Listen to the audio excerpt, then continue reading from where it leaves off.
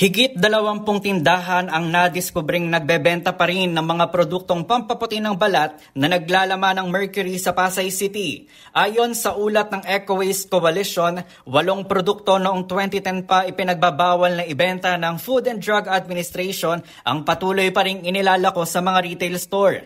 Kabilang sa mga produktong naglalaman ng mataas na level ng mercury, ang 88 Total White Underarm Cream, Collagen Plus Vitamin E Day and Night Cream, Golden Pearl Beauty Cream, Gory Beauty Cream with Lycopene, Gory Day and Night Beauty Cream, Gory Gold 24K Beauty Cream, Jiaolai Miraculous Cream, at Parley Goldie Advanced Beauty Cream.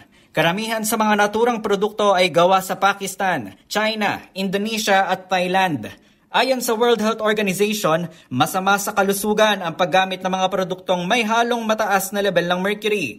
Maaari kasi itong magdulot ng skin rashes, skin discoloration at mycotic skin disorders. Kaugnay nito, nanawagan ng Eco-Waste Coalition sa mga otoridad para mapigilan ang pagpasok at pagkalat ng mga produkto sa bansa.